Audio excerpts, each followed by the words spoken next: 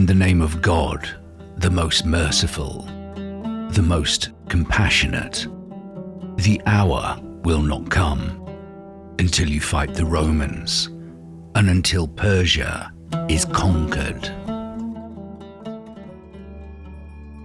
The years 501 to 600 AD were a period of profound turmoil. Plague, famine, and ecological disasters on a scale never seen before. And as the world reeled, the two great superpowers, Rome and Persia, were locked into an existential struggle, a war for dominance that spread outward, drawing in the regional kingdoms and tribes. It is yet unknown to the superpowers that another major player is about to make their move on the grand chessboard. Deep in the wilderness of Arabia, a new faith is uniting the various people under a common banner. This new faith, Islam, has been consolidating under the Caliph Abu Bakr, who has just put down the last remnants of rival religious claims in what came to be known as the Ridda Wars, the Wars of Apostasy. With the unification of the Arabian Peninsula complete, the Caliph would turn his gaze outward, and the world would witness the first major clash that would change the course of history forever. Upon hearing about the news of events in Arabia, the Byzantine Emperor Heraclius, who by the way is the victor of the Persian Wars, having only a few years earlier, after a string of miraculous victories, defeated the Persians, now has to drag the exhausted Byzantine army all the way to southern Jerusalem to meet this new foe, who is coincidentally commanded by Khalid ibn al-Walid, one of the most notorious generals to have ever lived. This man will go down in history as an individual who would have never lost a single battle. Details of the battle are unclear. Many contemporary Syriac and Armenian sources mention a Byzantine defeat, but little more. However, we can reconstruct the most likely sequence of events based on the sources that do survive. In 634 CE, both armies made their way towards the battlefield.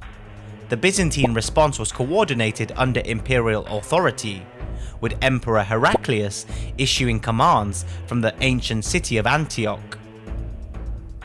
A Roman field army, perhaps 30,000 strong, advanced south to meet the much smaller Muslim army of around 15,000 in what would be an open-pitched engagement.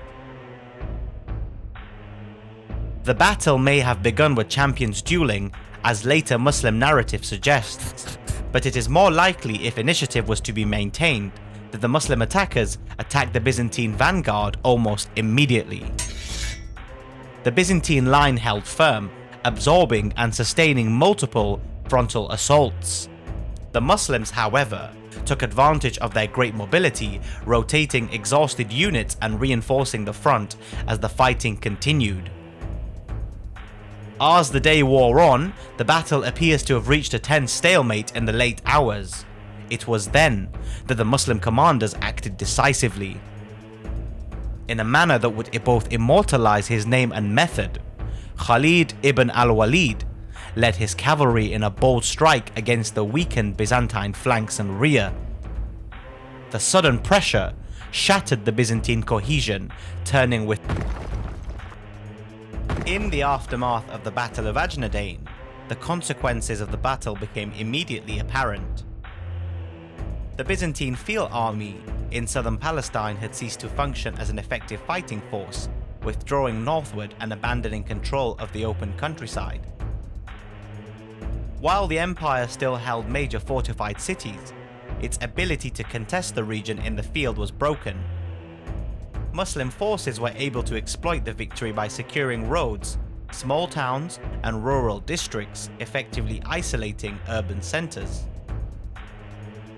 Contemporary Syriac and Armenian sources, though brief, reflect the shock of the defeat and the suddenness of which the Byzantine authorities receded from the interior. Strategically, the battle forced a shift in imperial planning. Southern Palestine was no longer defensible, and attention turned towards Damascus and the northern approaches to Syria.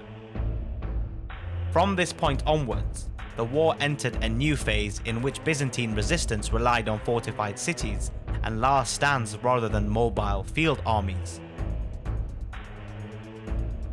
Ajnadayn therefore did not end the Byzantine rule in the Levant outright, but it decisively altered the balance of power, demonstrating that imperial armies could be beaten in open battle, setting in motion the chain of events that would culminate in the later and more decisive confrontation at Yarmouk.